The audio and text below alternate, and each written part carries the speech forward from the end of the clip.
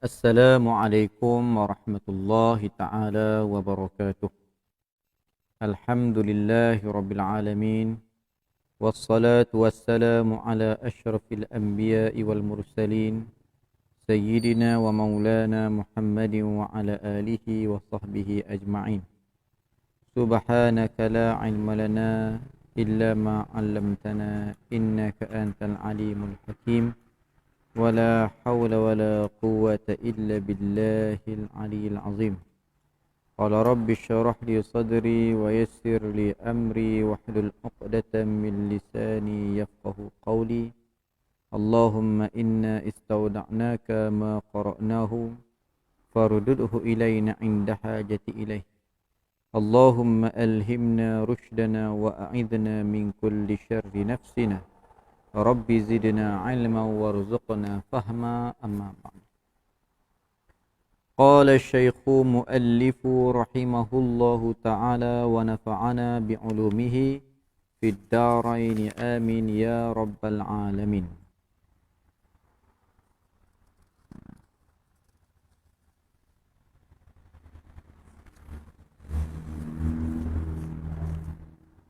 Sin soal apa erti sama' dan basar. Situ kan. Muka surat 24 no. Muka surat 34. Boleh buka muka surat 34. Sin soal apa erti sama' dan basar. Jim jawab ertinya. Erti sama' dan basar. Pendengar dan pelihat. Bila sebut kata pendengar dan pelihat, menunjukkan sifat itu ada. Bila sebut kata penyapu, makna diri penyapu tu ada. Menyapu tak ada. Menyapu tu dipanggil amrun iktibari dengan maksud sesuatu yang kita faham, iktibar dalam pemikiran kita sahaja. Bila nampak pekerjaan mukminah, pegang penyapu, buat macam tu, preh, kita tahu dia sedang menyapu. Tapi yang ada, yang dapat dilihat dengan mata kepala adalah penyapu. Dengan ubahan me dengan pe saja. Samalah di sini nak cerita sifat ini sifat yang ada ataupun wujudi. Diletakkan pe. Menunjukkan ada. Ertinya. Erti sama' dan basar. Pendengar dan pelihat. Dengan sifat pendengar dan pelihat inilah Allah mendengar dan melihat. Dengan penyapulah mukminah menyapu. Itu maksudnya. Iaitu pendengar dan pelihat. Kedua-dua sifat yang sedia ada. Apa maksud sedia ada? Tiada mula. Adanya sifat ini, tiada permulaan. Kalau kita ni ada mula. Saya ingat lagi. Bila mula dapat anak tu. Anak yang pertama ni. Saya tengok ayah saya dia buat. Depan mata. Dia tepuk. Pak mentua lah ni, pak mentua. Kita kata apa hai yang pak mentua aku duk buat lagu ni. Nak marah pun pak mentua. Apalah, nak pilih ada apa. Duk esok ni kebetulan ada appointment dengan hospital. Rumah anak tu lah. Bawa anak pergi ke hospital. Hospital Al-Islam Kuala Lumpur tu. Doktor dia buat lagi kan. Bukan setakat tepuk depan mata. Bukan setakat tepuk tepi telinga. Bahkan tunggang kepala duduk bawah, kaki duduk atas. Dia. Rupa-rupanya bila ditanya. Kita tanya pun kat doktor. Beranilah tanya. Dia beritahu itu untuk menguji beberapa perkara. Termasuk deria telinga dia. Deria mata dia. Bila dia respon sebagainya tu. Dia terkejut dia. Itu menunjukkan dia dah mula mendengar. Maka saya pun tanya dekat doktor, maknanya doktor, kita ni mula-mula tak dengar ke? Dia kata tak dengar. Sampai satu tahap, gegendang kita, saya tak ingat gegendang ke apa ke, gegendang tak, kalau tak silap, dah makin matang, barulah kita mula mendengar. Maknanya secara mudahnya kita faham, barulah kita mula ada sifat pendengar. Begitu juga mata, dulu nampak putih semua. Barulah kita boleh membezakan hitam putih dan warna-warna dan mengenal apa panggil spektrum ke apa tah wajah kita sebab kita mula-mula tengok dia mak kita kan. Maka dipanggil baru mula melihat. Baru mula ada sifat pelihat. Adapun di sini dia kata apa? Ertinya pendengar dan pelihat iaitu kedua-duanya, kedua-dua sifat pendengar dan pelihat ni sifat yang sedia ada. That means tiada permulaan. Macam kita tadi ni, kisah yang kita tadi ada permulaan nak mula dengar tu, kan? Tuhan tidak ada. Memang ada dah pada zat Allah. Zat Allah pun tak ada permulaan, apatah lagi sifat yang ada pada zat Allah, begitulah. Sifat yang ada pada Allah pun tak ada permulaan, kan? Apatah lagi zat, tempat yang sifat bertumpang. Jadi, dan keduanya, kedua pendengar dan pelihat ni ada, sedia ada keduanya pada zatnya Ta'ala, ada pada diri Allah Ta'ala, yang dengan dia, dengan sifat pendengar dan pelihat ni mendengar Allah Ta'ala dan melihatnya Allah. Dengan sifat pendengar dan pelihat, Allah Ta'ala mendengar dan melihat.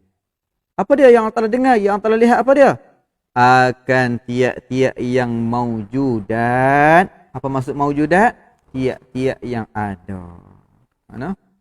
Ya, tiap-tiap yang ada. Yang tak ada Tuhan tak dengar.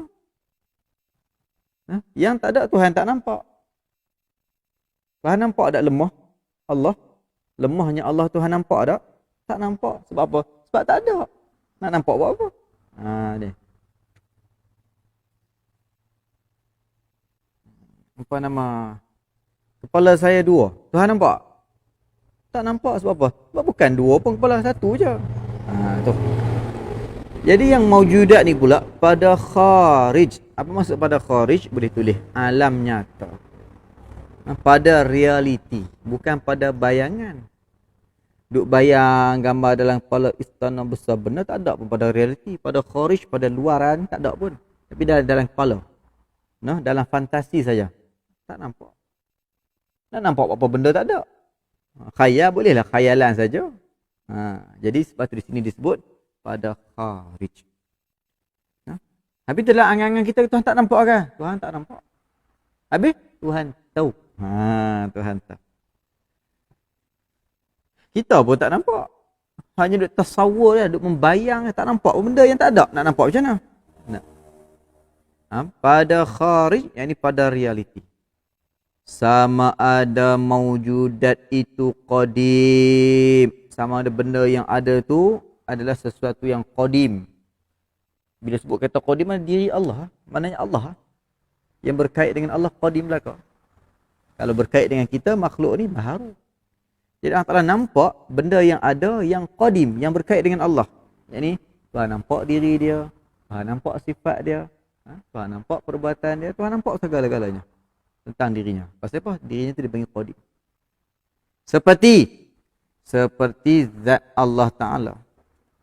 Dan sifat-sifat ma'ani. Mana sifat ma'ani? Qudrah, berkuasa.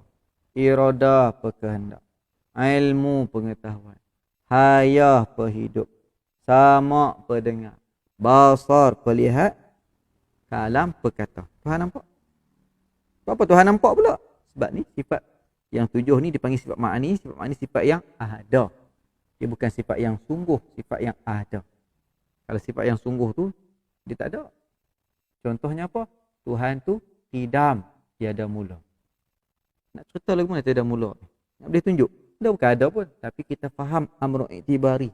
Betul dipanggil sungguh. Dia tak ada tapi dia sungguh. Ni. Habis. Jadi, seperti zat Allah Ta'ala. Itu benda yang maujudat. Yang qadim. Seperti zat Allah Ta'ala. Dan sifat-sifat ma'ani. Maka Allah Ta'ala mendengar dan melihat akan maujudat yang qadim tadi. Akan perkara maujudat yang qadim tadi, Tuhan nampak. Tuhan nampak.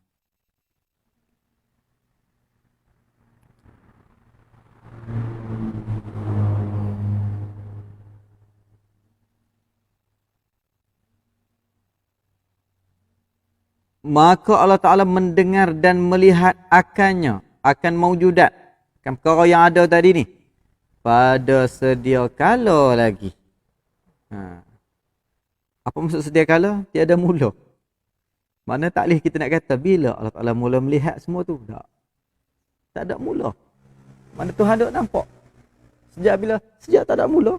Tak boleh fikir lagi. Habis. Atau hadis. Tuhan juga melihat saat sesuatu itu hadis. Saat sesuatu itu ada mula. Contohnya sekarang. Phone ni. Keberadaan phone ni di sini Tuhan tak nampak lagi. Tuhan nampak di sini lah. Jadi hadis, benda yang baru mula, yang ada permulaan. Sekarang diletakkan phone di sini. Bila diletakkan phone di sini, menunjukkan Allah Ta'ala dah nampak keberadaan phone ini di sini. Ni. Itu kata hadis. Beza sedia kala dengan hadis.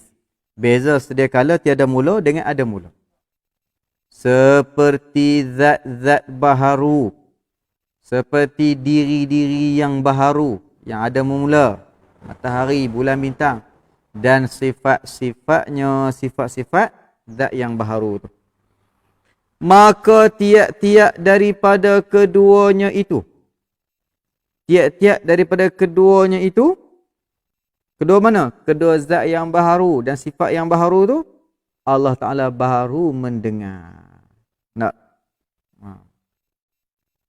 Ni, suara saya sekarang ni. Saya nak kata, saya nak makan nasi. Saya nak kata, saya nak makan nasi. Jadi Tuhan tak dengar lagi ni. Okay, saya diam, tak kata lagi, saya pun diam. Maka saya pun mula kata, saya nak makan nasi. Saat itulah Allah Ta'ala baru mendengar suara yang baharu tadi ni. Suara yang baru. Jadi, di sini dikatakan zat-zat yang baharu dan sifat-sifatnya, sifat-sifat yang baru. Maka tiap-tiap daripada keduanya, kedua zat yang baharu dan sifat yang baharu itu, Allah Ta'ala baharu mendengar dan baharu melihat. Pasal apa? Sebab benda tu baharu. Dulu dia tak ada. Dia tak maujudat. Bila dia dah maujud, bila dia dah ada, barulah Allah Ta'ala mendengar dan melihat. Habis. Baru dan baru melihat sahaja. Mustahil. Ini tak terima akal. Bila sebut kata mustahil, akal kita tak boleh terima. Apa yang akal tak boleh terima? Lawan keduanya. Sini, kalau kata Tok Guru Jinan, dia sebut, kalau tak silap saya perkataan Tok Guru Ajiman Guak Payang, dia akan sebut bila sebut kata lawan, yakni Tuhan tidak bersifat dengan sifat lawan. Mana sifat lawan? Tuhan mendengar dan melihat, ataupun Tuhan ada sifat pendengar dan sifat pelihat. Lawannya adalah Tuhan memiliki sifat tuli dan buta. Pekak dan buta. Mustahil, akal tak boleh terima. Lawan keduanya, kedua samak dan basar, pendengar dan pelihat ni, lawan kedua ni mustahil, akal tak boleh terima. Apa yang mustahil? Iaitu tuli dan buta. Akal tak boleh terima kalau kata Tuhan tu tuli dan buta. Habis. Sin soal apa? Dalil pendengar dan pelihat ada pada zat Allah Ta'ala itu. Hang dah kata dah. Allah Ta'ala ni wajib ada sifat pendengar dan pelihat. Tuhan ni tak pekak dan tak buta. Apa dalil? Jin jawab dalil keduanya, kedua samak dan basar, pendengar dan pelihat. Apa dia? Jika Allah Ta'ala tiada bersifat dengan pendengar dan pelihat, dia bagi dalam bentuk fardu takdir. Seandainya. Contoh kita kata, aku kaya. Apa bukti hang kaya? Orang tanya kita. Orang pun tanya. Apa bukti hang kaya? Hang kata hang kaya kan? Apa bukti hang kaya? Takkan kita nak kata, dah aku kaya? Tak. Kita akan jawab, kalau aku miskin, nampak? Seandainya. Seandainya aku miskin, macam mana aku nak beli kereta ni? 10 biji, rumah besar ni. Jadi, bila aku boleh beli rumah besar, boleh beli kereta banyak, itu tanda kata aku kaya. Sama lah di sini pun. Allah Ta'ala tu ada sifat pendengar, pelihat. Apa bukti? Dalil keduanya, samak dan basar. Jika Allah Ta'ala tiada bersifat dengan pendengar dan pelihat, kalau Tuhan tu tak mendengar, tak melihat, nescaya bersifat ia Allah dengan lawan keduanya, samak dan basar. Kalau Tuhan tak ada sifat samak dan basar, pendengar dan pelihat, maka Tuhan akan memiliki sifat yang lawan pada keduanya lah. Kalau hang tak kaya, maknanya hang miskin lah. Kalau hang tak sihat, maknanya hang sakit lah. Sama lah sini, kita dah kata Tuhan tu pendengar, ada sifat pendengar, ada sifat pelihat. Kalau Tuhan tak ada sifat pendengar, sifat pelihat, Tuhan akan bersifat dengan sifat buta dan pekak. Nah. Iaitu apa? Iaitu lawan sifat dengar dan lihat tu. Tuli dan buta. Dan iaitu tuli dan buta tu sifat kekurangan. Memanglah. Tuli buta, pekak bisu ni sifat kekurangan, sifat kecacatan, sifat taksir. Apa jadi kalau Tuhan ada sifat yang kekurangan? Tuhan ni buta, Tuhan ni pekak. Apa jadi? Itu semua sifat kekurangan. Apa jadi? Dia kata apa? Dan kekurangan itu sifat yang baharu. Kalau jenis kurang-kurang ni, tu sifat baharu. Mana baru? Kita. Jenis kurang-kurang cacat ni kita punya sifat, bukan Tuhan. Nah, kalau Tuhan pun jenis buta, pekak, mana tu sifat baharu. Tuhan pun buta, pekak, macam mana dia nak jadikan kita ni orang yang tak buta? Memang ada dia jadikan orang yang buta tu sebagai orang kata apa, ujian untuk kita iktibar lihat diri kita. Satu untuk kafarah, satu untuk memberikan kemuliaan kepada orang yang buta, dia tidak ada dosa mata. Tapi dari satu sudut, kalau Tuhan pun buta, macam mana dia nak bagi kita ni celek? Tapi hari ni ramai orang yang celek daripada orang yang buta. Ramai orang yang dengar daripada orang yang pekak. Kalau Tuhan dekat diri dia pun dia tak boleh nak buang sifat buta dan pekak, macam mana dia nak menjadikan orang lain tidak ada sifat buta dan pekak? Itu lah. Jadi maknanya kalau Tuhan juga ada sifat buta dan pekak, Tuhan bersama lah macam makhluk baru. Okay. Kalau Tuhan sama macam makhluk baru, apa jadi? Maka jadi bersifat Allah Ta'ala dengan sifat baharu. Habis tu, nescaya menyerupai ia Allah akan baharu. Ialah kalau Allah Ta'ala ni bersifat dengan sifat baharu, jenis buta, jenis pekak, jenis bisu, dan sebagainya, Allah Ta'ala ni baharu lah. Dan iaitu menyerupai ia Allah akan baharu tu mustahil. Allah Ta'ala ni seperti ataupun serupa dengan benda baru ni mustahil, akal tak boleh terima. Sebab apa? Kerana telah sabit, telah tetap, dah mesti, telah 100%. Apa dia? Bersalahannya Allah Ta'ala. Berbezanya Allah Ta'ala. Tak serupanya Allah Ta'ala bagi segala yang baharu. Kat mana yang tahu kata Allah Ta'ala tak sama dengan baharu? Tengoklah dalam perbincangan mukhalafatuhu lil hawadis. Sana dah kita bincang dah. Dan dalil sama dan basar yang nakli pula. Ni dalil yang dipindah. Nakal-nakal ni pindah. Nukilan, nakalan ni kita pindah. Pindah daripada perkataan seorang pada perbincangan kita ni. Di sini nakli ni pindah daripada Quran. Mana? Firmannya Allah Ta'ala. Wa huwas sami'ul basiru. Artinya, dan Allah Ta'ala itu Tuhan yang empunya pendengar, yakni empunya sifat pendengar, lagi empunya sifat pelihat, maka sabitlah, confirmlah samanya dan basarnya.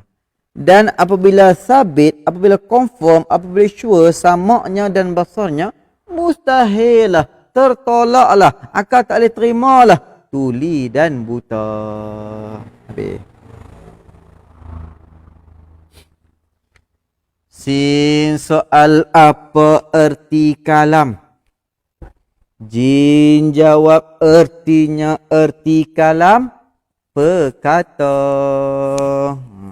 Nampak dia gunakan lagi imbuhan pe.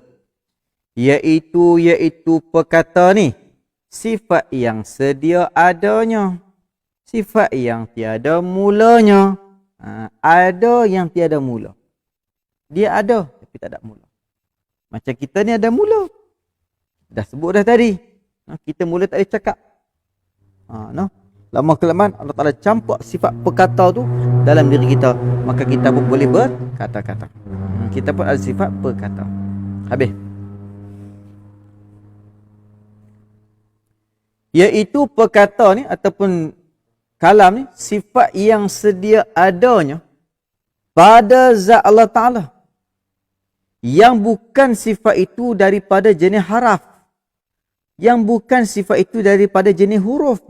Sifat perkata yang ada pada Allah bukanlah huruf, bukanlah suara. Kalau kita tu huruf dan suara lah. Ada pada Allah Ta'ala? Tak. Habis tu lagu mana? Sifat. Tak tahu. Tak tertengok. Ni. Jadi, dan Allah Ta'ala itu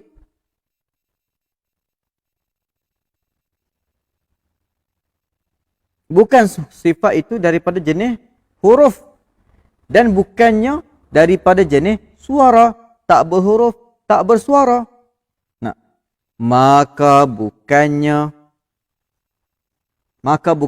kalam perkataan lafzi.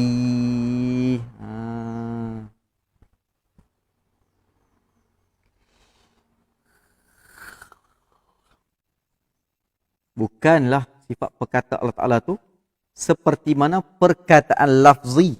Lagu mana kita bercakap ni, yakni arak yang berdiri pada hawa. Suara yang saya lontarkan ni, dia duduk pada hawa, pada angin. Arak yang berdiri pada hawa ni, mana arak sifat satu benda yang ada pada angin. Assalamualaikum. Oh tadi. Saya begak di angin. Hop, masuk tinggal kawan tu. No? Lontaran dia. Tak kira dia pergi jurih ke, pergi mengembang ke. Yang penting, Tuhan bukan macam tu.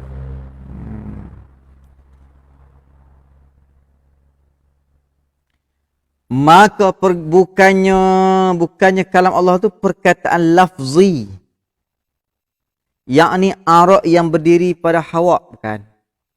Dan bukannya pula daripada perkataan nafsi. Seperti hadis nafsi.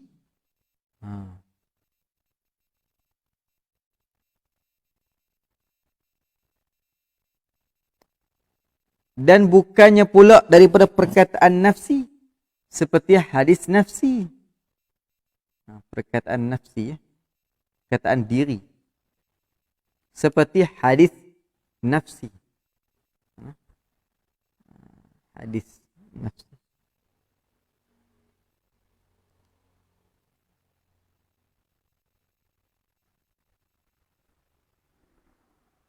Seperti hadis nafsi.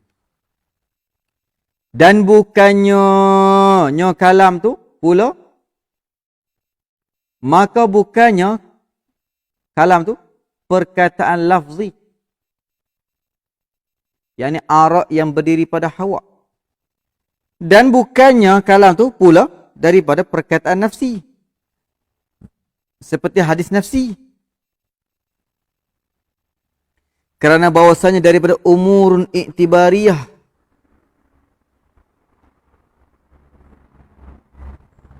Umur iktibariyah.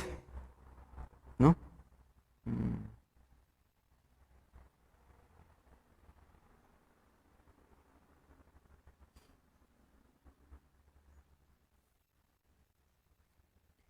Kerana bahawasanya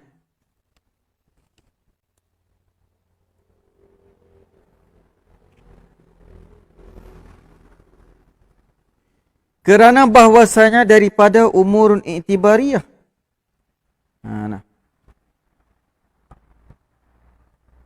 Macam kita lah. Cadangan nak cakap. Kataan nafsi. Hak lapar tu lain. Hak duduk dalam diri tu lain. Nah. Kerana bahawasanya kalam nafsi tu daripada umurun iktibariyah. Dia bukan benda wujudi, dia benda yang kita reti, faham dalam otak, dalam kepala. Dan tiada terdahulu dan terkemudian.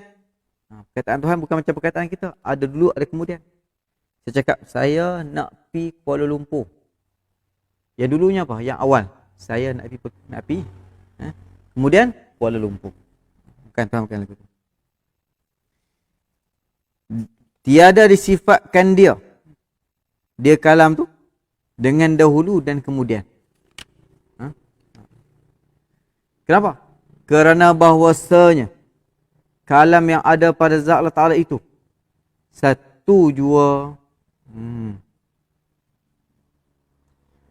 Kalam, sifat kalam yang ada pada Allah Ta'ala tu satu jua. Dengan sifat itulah Allah Ta'ala berkata-kata. Dan iaitu sifat yang dengan dia, dengan sifat yang satu tu berkata-kata Allah Ta'ala. Akan perkataan yang menunjuk atas perkara yang wajib. Dengan perkataan dia tu, dia khitab kepada kita, cerita wajib semayang, wajib puasa, wajib tunai haji dan sebagainya. Dan yang mustahil, dia juga salah. Dia khitab perkara yang wajib, yang ni tentang diri dia. Diri dia ni dipanggil wajib sebab dia wajib ada. Dan yang mustahil, apa dia? Sifat Allah Ta'ala yang mustahil. Lemah, buta, pekak, tuli apa sebagainya tu. Dia khitab, dia beritahu. Dalam Quran banyak dia menafikan sifat-sifat kelemahan yang ada pada dirinya. Maka dia menceritakan kebesaran dirinya. Itu Tuhan. Itu Tuhan. Artinya, zat iaitu sifat yang dihantarkan pada anak lidah kita. Ini kalau kita lah. Sifat yang boleh cakap yang dihantarkan pada anak lidah. Ada orang anak lidah ada, semua ada, tapi tak boleh cakap. Dia tak ada sifat perkata. Bukan dia pendiam, dia boleh kata, tapi dia tidak ada sifat perkata. Yang melawankan bisu. Bila dia boleh cakap, maka lawanlah bisu. Tak betul lah kalau ada orang kata dia bisu. Yang dihantarkan pada anak lidah kita. Yang melawankan bisu. Maka bila ada sifat itu pada anak lidah kita, sifat itu sifat kalam tu pada anak lidah kita, dapatlah bagi kita bercakap dengan dia. Dengan sifat, dengan lidah tu. Lidah tu ada, tapi Tuhan tak campak berkata jadi bisu. Pak Tuhan campak, boleh berkata dengan lidah tadi.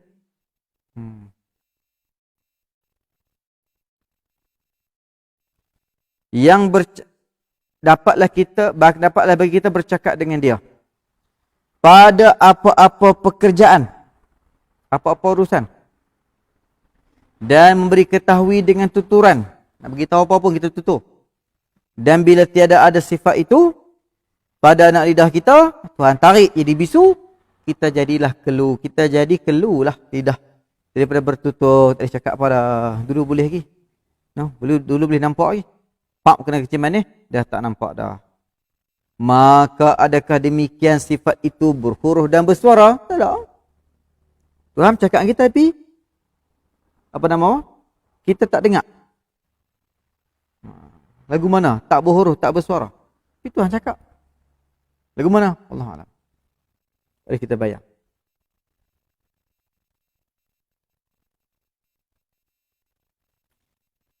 Dan bila ada sifat itu pada anak lidah kita, jadilah kelu.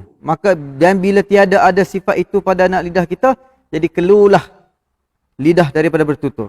Maka adakah demikian sifat itu berhuruf dan bersuara? Dan adakah terdahulu atau terkemudian? Sehingga-hingganya barang yang pada kita itu arat kerana pada jirim. Dan yang pada Tuhan itu daripada ma'ani, yang bukan arat. Mustahil lawannya akan kita terima, iaitu bisu. Iaitu bisu.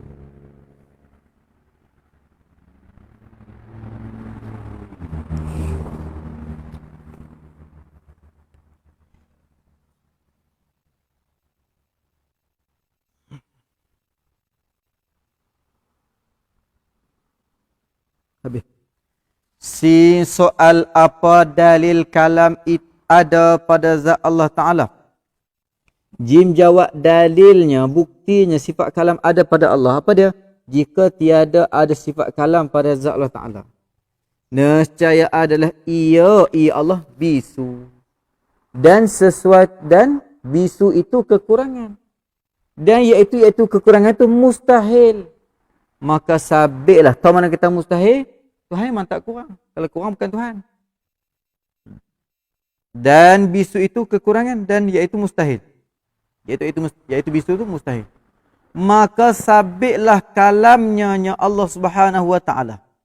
Dan apabila sabit kalamnya taala, mustahilulahu. Mustahilah bisu. Bila ada sifat kalam ni pada Allah, mustahil lah, akal tak boleh terima lah kalau kata Allah tu bisu.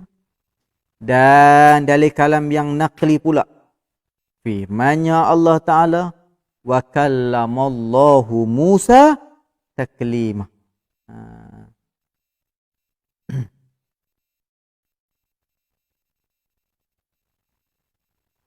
Kallamallahu.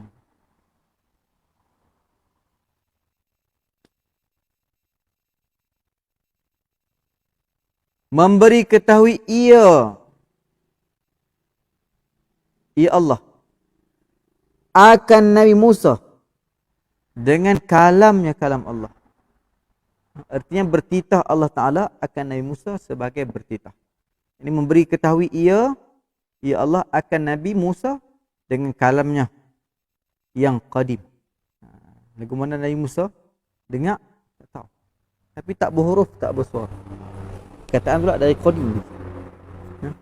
Dengan bawa bertitahkan dia Musa akan titahan yang boleh ia fahamkan daripadanya akan maksudnya. Dengan bawa bertitahkan dia Musa akan titahannya yang boleh ia seorang tadi fahamkan daripadanya berseseorang akan maksudnya. Bila ada sifat kalam pada Allah Ta'ala pun boleh khitab lah. Boleh cakap perkara yang wajib ini tentang dirinya, cakap perkara yang mustahil, yang ni juga berkaitan diri dia, tapi part yang mana? Part yang mustahil tadi, sifat mustahil bagi Allah, dia tak boleh masuk. No?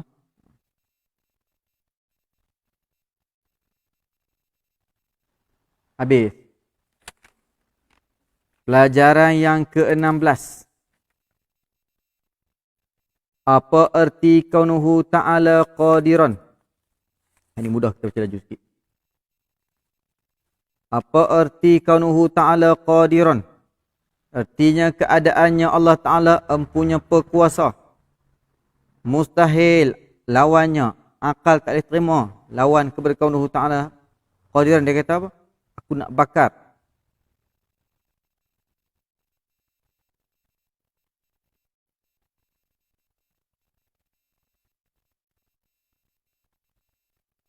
Apa erti kaunuhu ta'ala qadiran? Jinjau artinya keadaannya Allah Ta'ala empunya perkuasa. Mustahil akal tak boleh terima lawannya, lawan kepada kaunuhu ta'ala qadiran, iaitu keadaannya Allah Ta'ala yang lemah. Yang ini mudah-mudah, balikkan sahaja. Balikkan daripada qudrah jadi qadiran. No? Qudrah jadi qadiran. Iradah jadi muridan. Ilmu jadi aliman. Itu saja.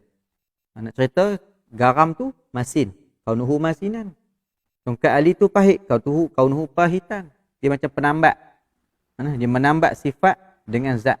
Jadi kaunuhu ni nak cerita penambat kaunuhu, keadaan Allah Ta'ala. Bila Allah Ta'ala ada sifat qudrah, keadaannya yang berkuasa. Bila Allah Ta'ala ada sifat sama', keadaannya yang mendengar. Bila Allah Ta'ala ada sifat basar, pelihat, keadaannya yang melihat. Jadi yang ni kita baca laju sikit sebab dia mudah. Sin soal apa dalil keadaannya Allah Ta'ala empunya perkuasa. Jin jawab dalilnya, buktinya iaitulah dalil kudrah yang telah terdahulu. Sebab tu dia pakai dalil kudrah juga. Kaunuhu qadiran ni dalilnya dekat sifat kudrah tadi. Tengok kat sana. Kerana bahwasanya kaunuhu qadiran ini lazim bagi kudrah. Dia melazimi kudrah.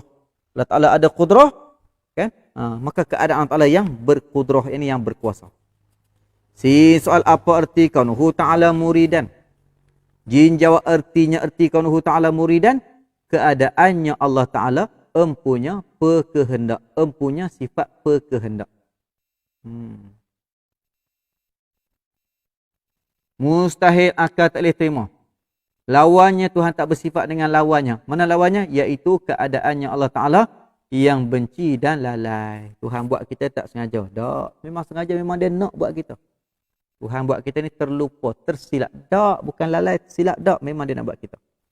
Sin soal apa dalil kaunuhu ta'ala muridan? Jin jawab dalilnya kaunuhu ta'ala muridan, iaitulah dalil iradah yang telah terdahulu. Tengok dekat iradah, dalilnya sama saja. Kerana bahawasanya kaunuhu muridan ini lazim bagi iradah. Nampak? Sin soal apa erti kaunuhu ta'ala aliman. Jin jawab ertinya kaunuhu ta'ala aliman. Keadaannya Allah Ta'ala empunya pengetahuan. Allah Ta'ala ni ada sifat pengetahuan. Keadaannya mengetahui. Keadaannya yang mempunyai sifat pengetahuan. Mustahil Tuhan akan tak boleh terima. Apa yang akan tak boleh terima? Lawannya. Tuhan tak bersifat dengan lawan. Iaitu keadaannya Allah yang jahil. Tuhan ada pengetahuan. Tuhan punya sifat pengetahuan. Maka mustahil dia keadaan dia jahil. Sin soal apa dalil kaunuhu ta'ala aliman. Jin jawab dalilnya iaitulah dalil ilmu. Tengok kat sana. Sifat ilmu. Yang telah terdahulu. Sebut dah sebelum ni. Kerana bahawasanya kaunuhu aliman ini lazim bagi ilmu. Sama. Bila Allah ada ilmu, ada pengetahuan, keadaannya Allah Ta'ala yang bersifat dengan pengetahuan. Sin soal apa erti kaunuhu ta'ala hayyan. Jin jawab ertinya kaunuhu ta'ala hayyan. Keadaannya Allah Ta'ala empunya perhidup. Empunya sifat perhidup. Dia mempunyai sifat perhidup. Mustahil. Akal tak boleh terima. Lawannya. Kalau Tuhan bersifat dengan lawan, Tuhan akal tak boleh terima. Apa dia? Iaitu keadaannya Allah yang mati. Tuhan tak bersifat dengan mati. Tuhan bersifat dengan hidup. Tuhan bersifat dengan hidup. Keadaannya hidup. Si soal apa dalil kaunuhu ta'ala hayyan. Jin jawab dalilnya iaitulah dalil hayah. Yang telah terdahulu. Sebut dah sebelum ni dekat sifat hayah. Kerana bahawasanya kaunuhu ta'ala hayyan ini lazim bagi hayah. Habis. Jin jawab. Sin soal. Apa erti kaunuhu ta'ala sami'an dan kaunuhu ta'ala basiran. Ni dia gabung dua sifat sekali. Sebab apa? Hak tulah. Perbahasan yang sama. Jin jawab ertinya kaunuhu ta'ala sami'an dan kaunuhu ta'ala basiran ni apa dia? Keadaannya Allah Ta'ala empunya pendengar. Dan keadaannya Allah Ta'ala empunya pelihat. Mustahil. Akal tak boleh terima. Apa yang akal tak boleh terima? Lawan keduanya. Tuhan tak bersifat dengan lawan. Keduanya. Kedua mana? Kaunuhu ta'ala sami'an, kaunuhu ta'ala basiran. Keadaan Allah Ta'ala yang mendengar, keadaan Allah Ta'ala yang melihat, Tuhan tak bersifat. Kalau dia kata Tuhan tak bersifat dengan benda tu, mana Tuhan ni? Tuhan bersifat dengan mendengar, Tuhan bersifat dengan melihat, mana Tuhan tak bersifat dengan lawan keduanya. Mana? Iaitu keadaannya yang tuli dan keadaannya yang buta. Habis. Sin soal apa dalil kaunuhu ta'ala sami'an dan kaunuhu ta'ala basiran.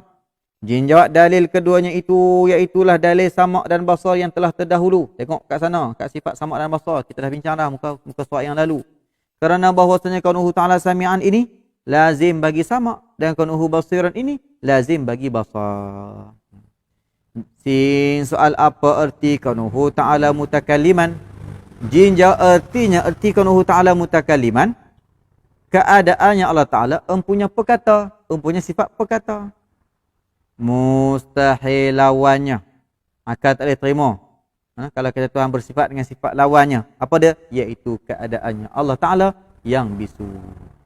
Sin soal apa dalil kaunuhu ta'ala mutakalliman. Jin jawab dalilnya itu iaitulah dalil kalam. Dalilnya, buktinya kita guna bukti yang digunakan dalam sifat kalam. Yang telah terdahulu. Kita dah bincang dah sebelum ni. Tengok kat sana lah. Kerana bahawasanya kaunuhu ta'ala mutakalliman ini lazim bagi kalam. Habis. Sin soal apa yang harus bagi Allah. Dia tak nampak. Dia tak kata sifat harus. Dia kata apa yang harus. Ini perkara yang harus bagi Allah. Wa jaizun bifadlihi wa adlihi tarkulikul limumkinin kafi'lihi. Jin jawab harus bagi Allah Ta'ala itu. Iaitu tentu memperbuatkan mungkin. Dan tentu meninggalkan dia mungkin. Sama dia nak buat mungkin ataupun dia tak nak buat mungkin. Itu harus bagi Allah. Kita tak boleh kata Tuhan wajib buat saya. Ataupun Tuhan mustahil buat saya. Tak. Wajib pun tak, mustahil pun tak. Habis itu harus. Tuhan harus buat kita. Tuhan harus tak buat kita. Yang ni Tuhan harus hidupkan kita. Tuhan juga harus mematikan kita. Soal apa dalilnya itu? Kalau kita kata Tuhan harus membuat mungkin dan tak buat mungkin, apa dalil? Jin jawab dalilnya itu bahwasanya jika tiada harusnya Allah, nescaya tiada mendahuluikan ada mungkin oleh Adam. Kalau Allah Ta'ala ni harus saja buat kita, tentulah kita ni tidak dimulai dengan tiada.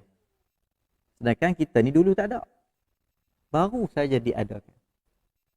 Ya? Kalaulah Tuhan ni tidak harus buat kita, mana wajib buat kita, tentulah kita ni tidak ada starting. Kita juga sama macam Allah. Tapi disebabkan kita ni harus, ya, kita ni harus dijadikan oleh Allah. Allah harus buat kita, bukan wajib buat kita. Begitu juga kalau kita kata Allah ni mustahil buat kita, mana kita takkan pernah ada. Kalau kita kata Allah Ta'ala ni wajib buat kita, mana kita tidak pernah dimulai dengan tiada. Memang sentiasa ada dah. Daripada awal tiada permulaan. Tak juga. Habis tu, mana kita ni harus ada.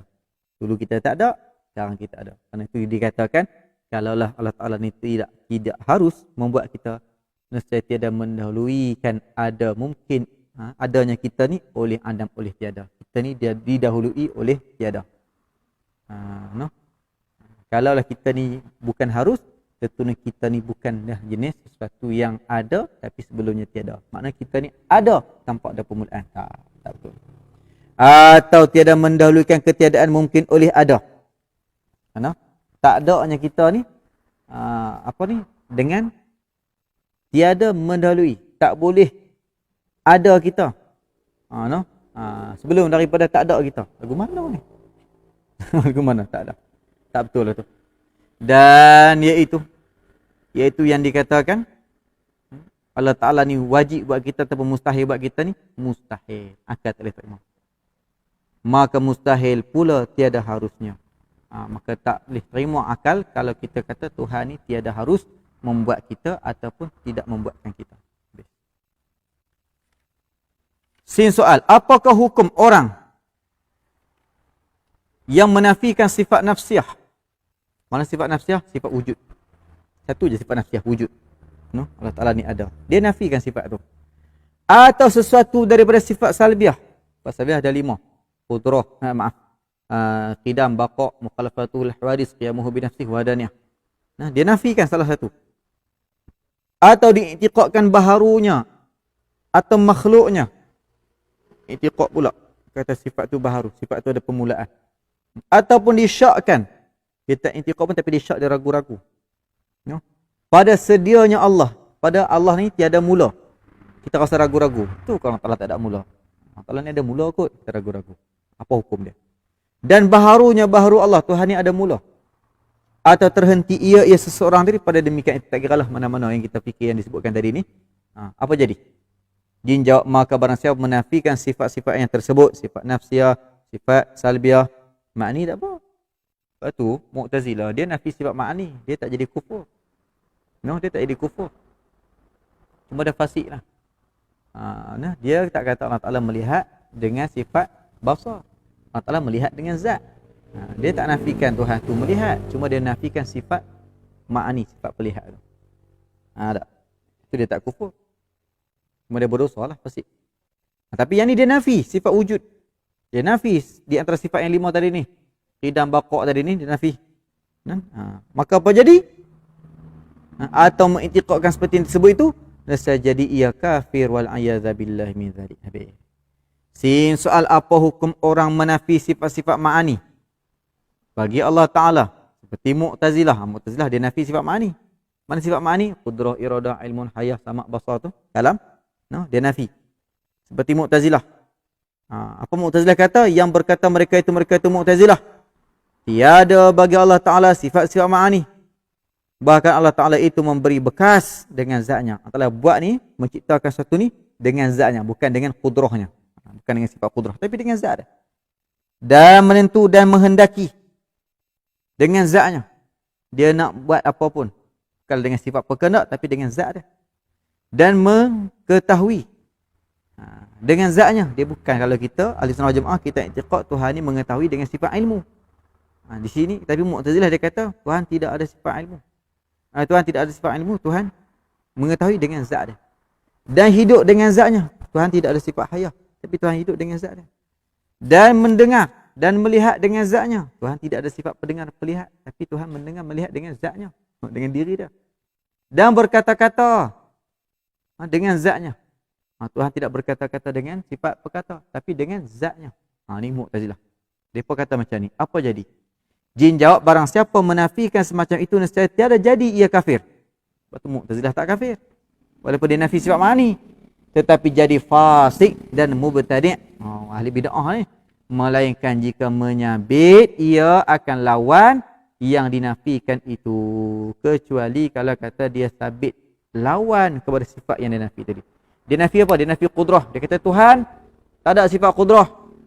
Tuhan ni berkuasa dengan zat dia, bukan dengan sifat qudrah. Jadi dia tak kufur. Dia cuma jadi orang yang fasik, berdosa, mubtadi'. Tapi kalau dia kata Tuhan tak ada sifat berkuasa, dengan mana Tuhan tu lemah, tu kufur lah.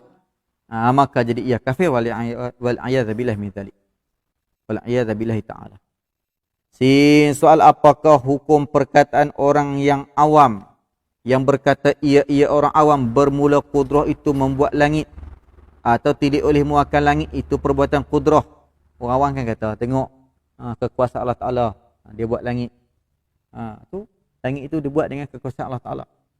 Bukan dia kata Allah Ta'ala buat langit, dia kata langit itu tercipta dengan kekuasaan ataupun dengan sifat perkuasaan Allah Ta'ala. Dia kata lagu tu. Qudrah yang buat langit. No? Siapa buat langit? Qudrah. Dia tak kata Allah Ta'ala buat langit, dia kata qudrah buat langit. Siapa buat bumi? Qudrah Allah Ta'ala lah. Qudrah Allah Ta'ala lah yang buat. Dia kata lagu tu. Dia tak kata Allah Ta'ala yang buat, dia kata qudrah Allah Ta'ala. Apa jadi kalau orang yang cakap macam tu? Jin jawab bersalah-salahan, berbeza-beza ulama akan perkataan demikian itu. Maka kata setengah ulama haram cakap lagu tu. Dan kata qil, ini kata pendapat yang lemah, makruh. Dia tak haram tapi makruh. Jin jawab, apakah hukum orang yang mengiktiqadkan qudrah itulah yang memberi bekas dengan sendiri? Dia iktiqad. Dia bukan hanya dengan bercakap. Tadi dia cakap saja tapi dia tak iktiqad. Dia kata qudrah yang buat langit, qudrah Allah Ta'ala yang buat langit, qudrah Allah Ta'ala yang buat bumi. Dia tak kata Allah Ta'ala buat, dia kata qudrah Allah Ta'ala yang buat langit, qudrah Allah Ta'ala yang buat bumi. Tapi dia tak iktiqad, dia hanya kata saja. Jadi ada setengah kata haram, ada setengah kata makruh. Tapi yang ni pula dia iktiqad. Dia iktiqad qudrah Allah Ta'ala yang buat langit dengan pegangan. Dia tak kata Allah Ta'ala buat langit, dia kata qudrah Allah Ta'ala. Dia iktiqad qudrah Allah Ta'ala yang buat langit. Jin jawab, barang siapa yang mengiktiqad semacam itu nescaya jadi ia kafir wal'iyadzabillahi ta'ala. Kena tahu juga ni. Soal apakah hukum orang mengiktiqadkan qadirun, muridun, alimun, hayyun, sami'un, basirun, mutakallimun. Sifat-sifat maknawiyah ni dengan ketiadaan kaunuhu. Dia iktiqad sifat-sifat tu dengan ketiadaan kaunuhu. Apa jadi? Jin jawab, barang siapa mengiktiqadkan bahawa qadirun, muridun, alimun, hayyun, sami'un, basirun, mutakallimun, sifat maknawiyah, nescaya adalah iktiqadnya itu salah. Allah Ta'ala ni ada sifat kehendak, sifat menghendaki. Cakap tak apa nak kena tu kata salah. Kerana qadir itu zat yang bersifat dengan qudrah. Bukannya sifat. Demikianlah dikatakan pada 6 sifat yang tinggal lagi itu. Yang dikatakan qadirun tu adalah sifat yang bersifat dengan qudrah. Zat qadir tu adalah zat yang bersifat dengan qudrah. Basirun, zat yang bersifat dengan basar. Mutakallimun, zat yang bersifat dengan kalam. Jadi kena sebut keadaan kaunuhu kena sebut jugalah keadaannya Allah Ta'ala yang berkuasa ataupun yang mempunyai sifat berkuasa. Dan begitulah seterusnya. Habis. Ini mudah-mudah aja ni. Kita laju-laju sikit. Yang penting kita nak iktiqad Tuhan tu tak lemah, Tuhan tu tak bisu, Tuhan tu tak pekak. Soal sangkat mana? Sangkat ni setakat mana? Setakat mana? Sangkat mana? Sangkat mana dinamakan azali dan dinamakan waktu imkan? Kan ada dua kan? Ada azali, ada imkan. Azali tu setakat mana? Imkan tu setakat mana? Jin jawab, adapun dahulu daripada Allah Ta'ala menjadikan nur Nabi kita sallallahu alaihi wasallam, makhluk yang pertama lah. Kalau ikut sini ni tak syar kita sebut nur Nabi kita sebagai makhluk yang pertama. Ada riwayat-riwayat yang lain sebut berbeza-beza lah ni. Tapi tak apalah ni yang riwayat yang ni ataupun dengan pegangan atau prinsip yang ni sebut nur Nabi Muhammad sallallahu alaihi wasallam sebagai makhluk yang pertama. Iaitulah dinamakan azali. Sebelum Allah Ta'ala cipta makhluk yang pertama, Di sini dia kata nur Nabi kita, maka waktu itu dipanggil azali. Dan permulaan Allah Ta'ala menjadikan nur Nabi kita. Kemudian Allah Ta'ala pun bagi jadi nur Nabi kita. Hingga sekarang ini. Dan lagi akan datang. Maka dinamakan dia waktu imkan. Habis. Sumaqala pelajaran yang ke-17. Seperti itu dulu kita tinggal lagi. 3 pelajaran. 17, 18, 19. Anak habis dah. Mungkin 2 kali baca lagi habis kot ni. 2 kali baca lagi boleh habis. Tidak sekali baca pun dah habis dah. Tengoklah macam mana nanti insyaAllah. Wallahu subhanahu wa ta'ala. Dah betul lah. Dah.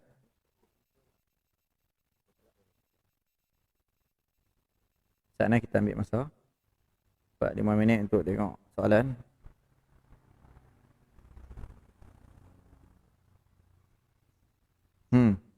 Tak ada apa ni mengaji tahuan lah. Sebabkan mengaji tahuan.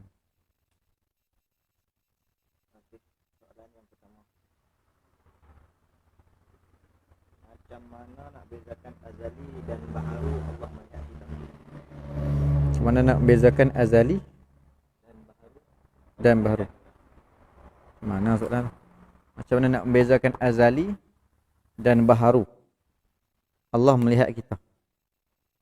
Oh, tak faham soalan. Tak faham. Mungkin ada ayat, struktur ayat tengok-tengok.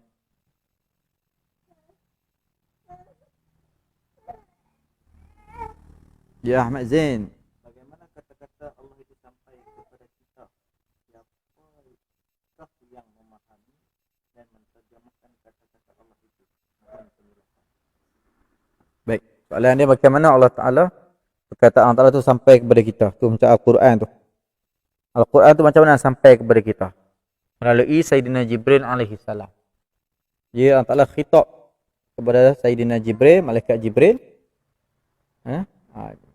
Dalam bahasa yang malaikat Jibril faham dan disampaikan kepada Rasulullah SAW. I'tiqad kita perkataan Allah Ta'ala tak berhuruf, tak bersuara. Adapun Al-Quran tu berhuruf. Berhuruf. Dan Quran pun kalamullah ni pelbagai lah. Ada kalam yang maktub, yang ditulis. Ada kalam yang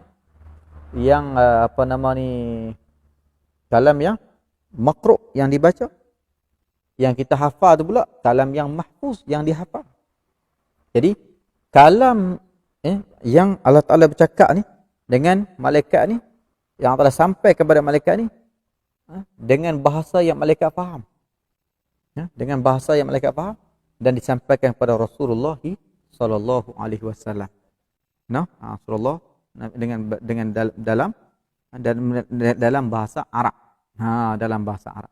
Adapun yang kita bahaskan kalam yang ada pada Allah. Ini sifat kalam yang ada pada Allah tak berhuruf, tak bersuara, tak berbahasa macam kita ni.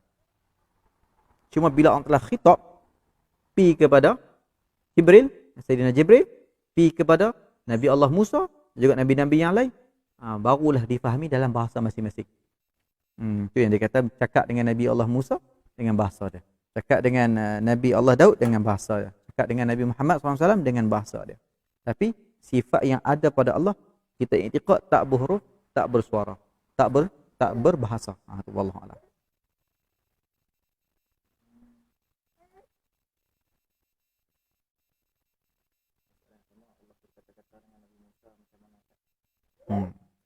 Allah Ta'ala berkata-kata dengan Nabi Musa.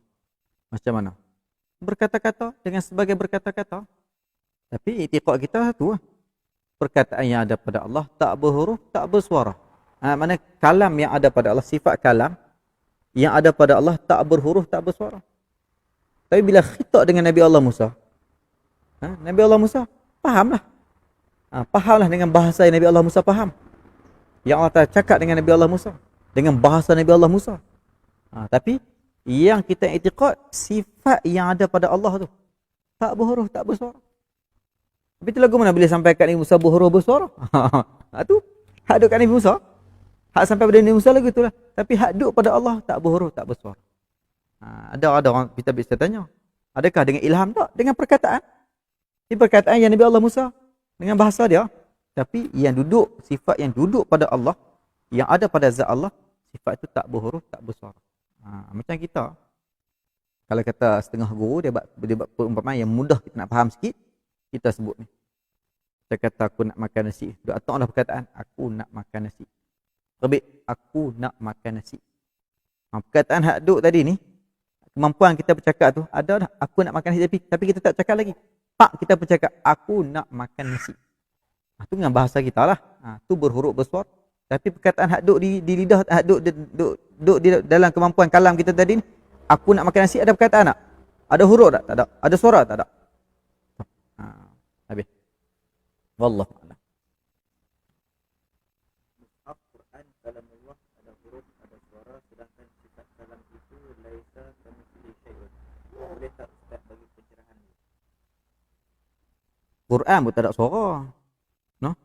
Dia tanya, mushaf duk kat kita tu, mushaf Quran tu berhuruf, bersuara.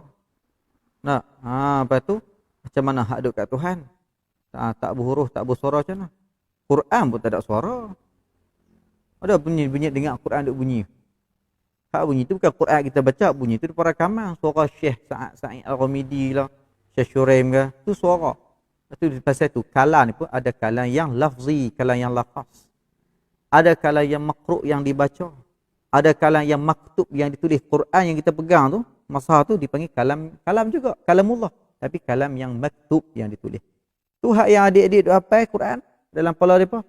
Kalam juga, tapi kalam yang mahfuz yang dihafal. Kan ada banyak kita faham situ, ada banyak kalam kan. Ya gitu kita dapat beza lah. Tapi kalam hak duk di Allah Ta'ala ni, kalam nafsi ni, kalam yang tak berhuruf, tak bersuara. Bukan seperti mana Al-Quran. Kan? Baik. Wallahu a'lam. Gaduh. Okey nah. Kaunuhu ni sentiasa atau tak? Maksudnya berterusan 24 jam. Makna dia berlaziman. Dia berlaziman tak terhenti. Bila kata Allah Ta'ala ni ada sifat qudrah, kaunuhu qadiran, keadaannya Allah yang berkuasa, yang memiliki sifat berkuasa. Macam masin. Garam tu masin. Kaunuhu masinan. Adakah dia siap masin, siap tak masin? Keadaan dia siap masin, lepas tu siap tawak. Tak. Lama mana dia garam, garam sifat dia masin. Maka kaunuhu keadaannya masinan, masin. Tukar ali. Adakah dia siap pahit, siap manis? Tak. Bila sebut tukar ali dia pahit, maka keadaannya kaunuhu pahitan. Tu. Dia bukan kata siap pahit, siap tak pahit, itu sentiasa. Lagi mana dia ada sifat pahit. Wallahu a'lam.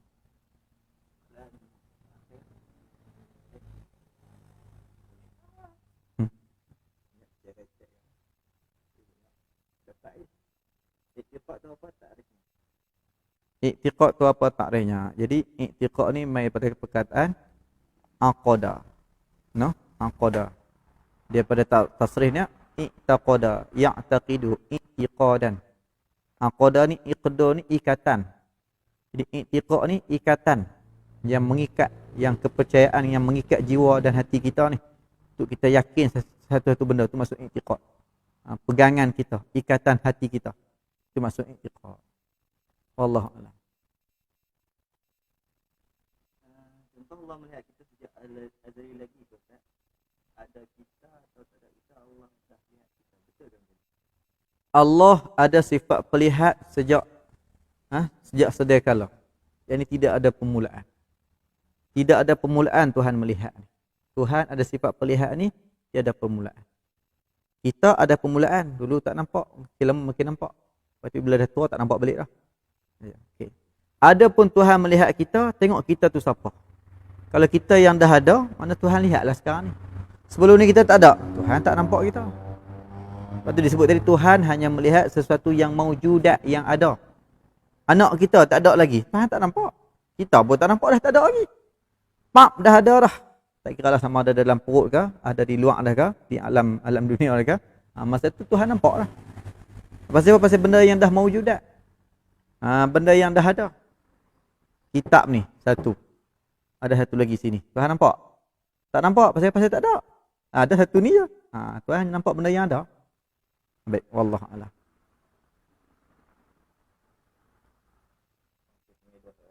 Kalau kita nak cakap alam ini Allah jadikan, kita kena cakap Allah menjadikan alam ini dengan sifat kekuasaan dan kudratnya. Betul ke? Boleh. Kalau tadi beza Mu'tazilah. Mu'tazilah dia kata alam ini, dia tanya kita alam ni Allah jadikan kita nak iktikad, kita nak pegang dah. Kalau Mu'tazilah, dia kata Allah Ta'ala buat alam ni dengan zat dia, bukan dengan kekuasaan dia. Adakah jadi kafir? Tak kafir, tapi dia fasik, dia berdosa, dia mu'tadi', dia ahli bid'ah. Nah, tu Mu'tazilah. Kita ahli sunnah wal jamaah, kita kata Allah buat alam ini dengan apa? Dengan sifat qudrah dia. Tu kita lah ahli sunnah wal jamaah. Okey, soalan yang terakhir, Tuhan tidak berkait dengan masa. Makhluk berkait dengan masa.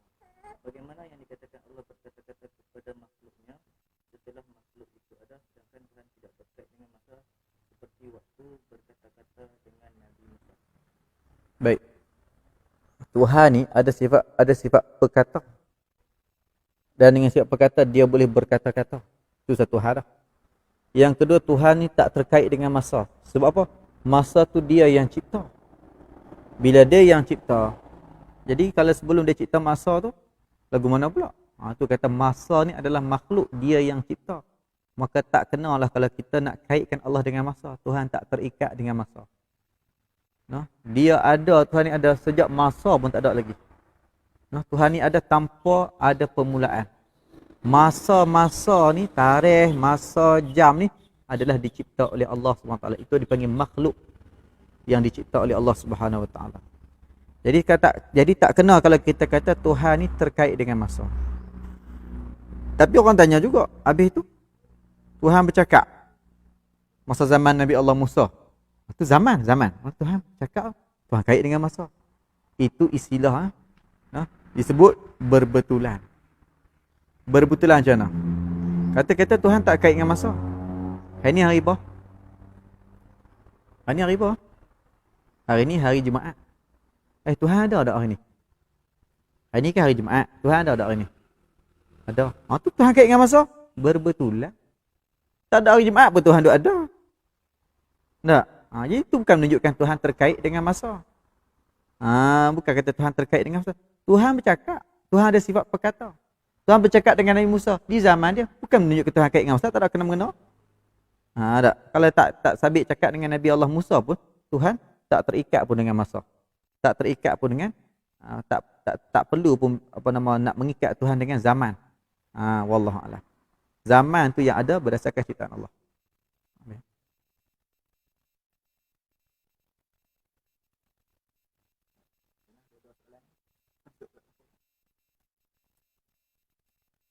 Benda tak mewujud Allah Ta'ala tak nampak. Bukan sifat kelemahan. Kurang faham lagi. Benda yang tak mewujud, Tuhan tak nampak. Adakah tu kelemahan Tuhan? Nak lemah pasal apa? Benda tak nampak. Benda tak ada, nak nampak buat apa? Benda yang tak ada, buat apa nak nampak? Kan? Kitab ni ada satu. Kan? Bila ada satu, nampak satu lah. Takkan kita nak kata kitab ni ada satu, tak nampak dua, tu menunjukkan Tuhan tu lemah. Tak lemah, benda ada satu, nampak satu je lah. Benda yang maujudat. Apa maksud maujudat? Benda yang ada. Kalau benda yang makdumat, benda yang tak ada, nak nampak buat apa? Ada. Anak kita tak ada lagi, Tuhan nampak? Tak nampak. Bila anak kita dah ada, baru Tuhan nampak. Habis tu Tuhan tahu dah anak kita. Itu memang Tuhan tahu. Tapi soal nampak tu, tahu memang tahu sejak azali Tuhan tahu. Tapi nampak tu, benda tu kena ada dulu. Tuhan tahu cucu kita, walaupun kita cucu tak ada lagi, tapi Tuhan dah tahu dah cucu kita akan ada. Kita pun tak tahu ada ke tak adaan, tapi Tuhan tahu. Takdir kalau kita ada cucu kita, takdir cucu kita akan ada. Tuhan dah tahu dah. Tapi tak nampak lagi. Pasal apa tak nampak? Dah tak ada. Hampir keturunan sampai masa ada beranak, nampak ada maujud dah, barulah Tuhan nampak. Wallahu a'lam. Soalan lain. Allah berkata-kata, bagaimana kata-kata Allah diterjemahkan? Allah berkata-kata. Jadi kita nak kata Allah Ta'ala, kita nak i'tiqad Allah Ta'ala ni ada sifat perkata. Tuhan tak bisu. Itu je kita nak i'tiqad. Soal lagu mana diterjemah, lagu mana difahami itu, Lalu kita tengoklah. Kitab Taurah dalam bahasa dia. Kitab Injil dalam bahasa dia. Kitab Zabur dalam bahasa dia. Allah Ta'ala khitab dengan malaikat dengan bahasa malaikat.